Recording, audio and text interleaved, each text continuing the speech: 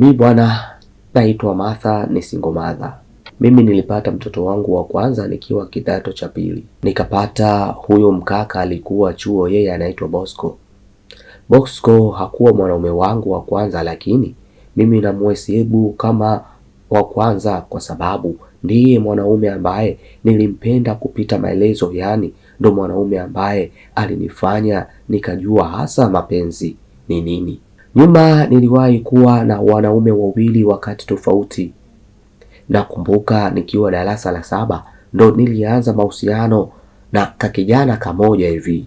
Tunasoma nako, sema yeye alikuwa B, mimi nilikuwa A. Hata sijui ilikuwaje ise, nikajikuta tu nishalala naye usichana tena sina kabisa. Baada ya mahafali na kufanya mitihani ndo tukapoteana hivyo. Hata sikuwahi kabisa kumtafuta na wala kumfikiria. Yani ukisikia mchumba wangu wa darasa la 7 basi ndo huyo, lakini sijawahi kumtafuta hata siku moja na wala sikuwa na shida naye kwa sababu tulikuwa na mahusiano ya kitoto. Nilipoingia kidato cha kwanza, kuna mkaka alikuwa ananitaka sana, yeye alikuwa form 2. Sijui hata naye ilikuwaje akawa bwana wangu. Yani nilikuwa kama zoba. Sijui kusema staki au hapana. Sijui nilikuwa naonea huruma, mie hata sijui kwa kweli, ila ninachojua mimi sio malaya. Nilipoingia kidato cha pili, siku moja tulienda kwenye mechi za shule. Shule hiyo ilikuwa shule ya jeshi, ipo mbali tu na shuleni kwetu. Siku hiyo ndiyo nilikutana na Bosco, yeye alikuwa chuo mwaka wa pili. Hiyo siku walikuja na marafiki zake nao kuangalia mechi uwanja tuliokuwa tunachezea, sio mbali na hosteli zao. Akaniomba namba. Ukweli kuanzia hiyo siku nilijikuta silali kabisa na muwaza yeye tu. Usiku ulikuwa mrefu sana akinichatisha, yani nasikia raha mno, naweza hata kumkumbatia simu. Naona kama nina bahati njema. Siku aliponitongoza ise, nilitamani hata kuita waandishi wa habari waje kunihoji kwanza. Nikasema ndiyo bila hata kufikiria mara mbili, na nikakana kabisa sina mahusiano. Na ukumbuke hapo nilikuwa natoka na yule mkaka, wakati huo alikuwa form 3, mimi form 2. Ila nikasema sijawahi kuwa na mahusiano, si unajua tena, na yeye akawa nijua kabisa mimi ni bikla. Nilikuwa chizi kwa huyu kaka. Kwanza alikuwa handsome, alafu msafi, ananukia, huyo ana akili hatari. Mimi nikaamini huyu ndiye mume wangu. Nilikuwa na mheshimu na mtii. Nikavunja mahusiano na yule kaka wa kwanza ili niwe huru.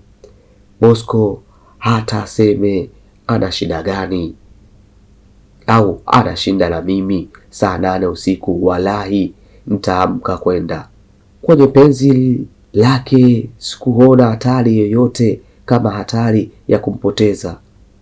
Nilimpenda huyu kaka, nikampenda tena. Ilikuwa hata nikimeza mate yananichola jina lake. We, huogopi? Mahusiano yangu yalinoga miezi 4 tu. Yani ndani ya miezi 4 Bosco alikuwa ananidekeza hatari, japo hakuwa ananipa hela. Tangu nimekuwa naye mpaka tunaachana, pesa nilotumia na alonipa ni shilingi 10,000 tu ya Kitanzania, yani ndo hela yake niliyokula. Tena kuna siku alinipa 2,000, akaja kunipa 3,000, na mahala ya mwisho nilipomwambia nina mimba akanipa 5,000 nikanunue dawa nitoe. Sasa hivi nacheka kama mazuri. Kaka alijua kumtesa huyu, ila sikuwa na waza kabisa kumove on. Hakuna rangi ambayo sijaiona jamani, hakuna kilio sijalia mie kulilia hili penzi. Miezi 4 ilitosha kabisa kunifanya nikalia nyimbo zote za Shere Khan. Niliona penzi langu hata hao Wahindi wanaiga kwetu. Baada ya hapo, nilirudi kumsikiliza Lava Lava. Hata yeye niligundua hajui bado. Huyu hajui kabisa maumivu niliyoyapata. Lava haingii kwangu. Nikajichanganya, nikabeba mimba. Hii ilikuwa ya bahati mbaya, hata mimi sikuwa nimetarajia nyie. Mwanaume aliniambia toa mimba, mimi siwezi kuzaa na mwanamke hana akili shule. Ananitamkia bila hata aibu. Jamani, niliumia sana kweli, sikuwa na akili shule. Mimi mwenyewe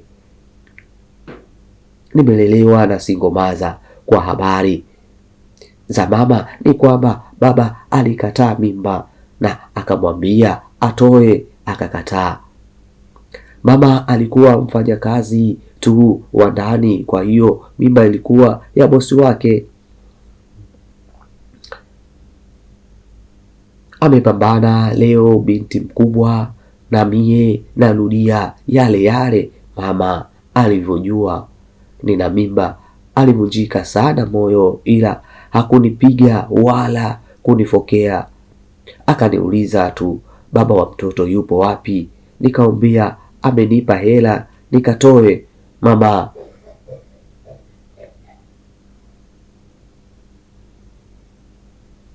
Mama ananiomba hiyo hela, nampa 5,000 kwanza. Alicheka, 5,000 ndo katolee mimba? Basi mama akachukua namba yake akampigia Bosco. Alinikana kabisa, eti nina mwanaume wengi sana, hiyo mimba sio yake nye. Huyu kaka nilimpenda sana aisee, ila kanivunja kabisa. Mama akanambia achana naye, utazaa. Shule kwenyewe ulikuwa unaenda tu kupoteza muda, achana nao. Basi nikasema sawa, ila sikuachana na Bosco. Kila siku nilikuwa naenda kwake namlilia tuendelee na mapenzi. Yaani sikuweza kuchomoa kwa huyu kaka jamani, sina pawa. Dhalau sasa, mjinga yule. Eti ananiambia kama unataka kuendelea na mimi toa hiyo mimba. Nilitamani kutoa ili tuendelee, nilijaribu mara 2. Mwanangu nisamee, mimi nisamee sana kipenzi changu. Nilikuwa kipofu hata nikataka ufe wewe, ili kufurahisha nafsi ya fala mmoja tu. Huwa najutia sana huko. Nilijifungua jamani mtoto kopi ya yule kaka, nikajua hapa atanipenda tena, mtoto wa kiume.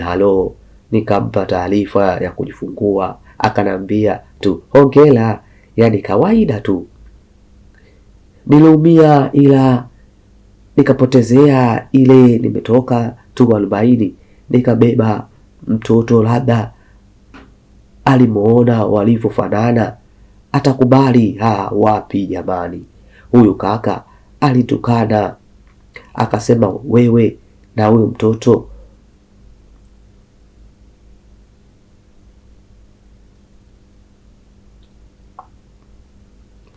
wake nilishatoa kwenye ile hela alionipa.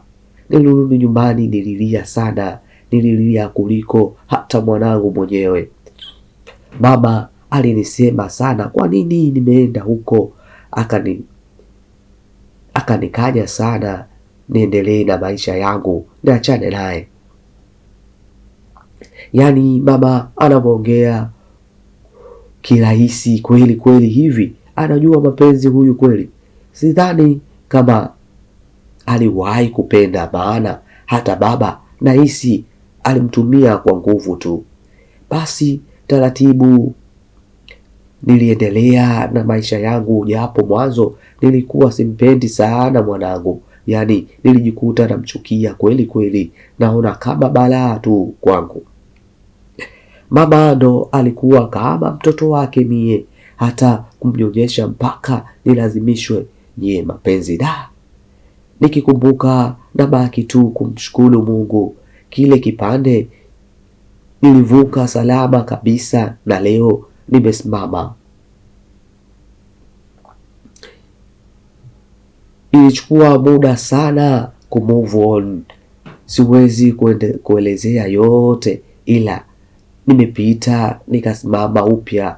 Ila habari za mapenzi aisee, habari za mapenzi yani ukitaka kupandisha mashetani yangu, alo nitongoze we na kuwa kichaa mimi, hakuna tusi utaacha kuliona kwangu leo. Basi nilishakubali sio kila mahusiano lazima yawe ndoa. Nikaendelea na maisha yangu, ila swala la kuwa na mwanaume hapana. Na huwezi amini, siku nilipokubali kuwa na Bosco alinitamani na kunipenda aisee, nilijikuta najikubali, uso ukawa na nuru tena. Nilimpenda mwanangu mpaka nikampenda tena. Nilijuta sana ule muda nilioupoteza kumkataa mwanangu au kumuona kama mkosi kwangu. Mungu anisamehe, hata mwanangu pia. Hayo yote ilikuwa ni zamani kidogo, maisha yaliishaendelea. Hivi sasa mwanangu ana miaka 3 tayari, halafu ninachomshukuru Mungu amefanana na mimi. Ile sura ya yule fala ilishapotea kabisa, sijui hata kwa nini. Sina kazi ya maana sana, ila huwa nafanya vibarua vya hapa na pale na maisha yanaenda hivyo hivyo.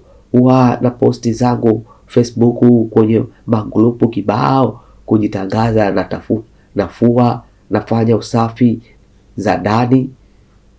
Kifupi mimi ni dobi. Kuna wengine huwa wananiletea, wengine nawafuata hivyo hivyo. Nashukuru Mungu huwa napata madini mengi ya kufua, hata kufanya usafi kwenye majumba ya watu.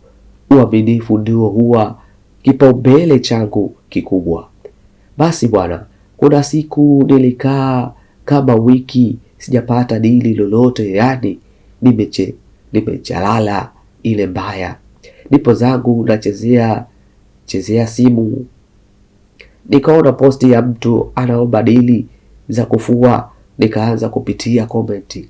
Sasa kuna mmoja akasema na shida na kufua sasa hivi, wa kufanya usafi chooni kwangu, nataka leo sasa hivi kama upo tayari. Mtu wa posti hakuwa amejibiwa kitu, sijui hakuwa ameshika simu, na nilivyokuwa nina njaa nikamfuata chapu yule kaka inbox, nikaandika mambo, kaka yangu, kama bado hujapata mtu, mimi nije mzoefu sana wa hizo kazi. Hakuchelewa akasema sijapata, kama unaweza kuja njoo. Akanipa location yake, nikainuka chap mbio, hata kuoga niliona ninachelewa hela. Kweli nikafika hilo eneo. Kwanza nyumba bonge la nyumba, sio kama kasri, yani nyumba kubwa sio nyumba, ilikuwa simple, sema nzuri, inaonekana tu mtu ana pesa zake. Akanifungulia geti, nikaingia. Kaka handsome bala, ananukia huyo hatari. Alikuwa kavaa vesti na pensi, kapendeza.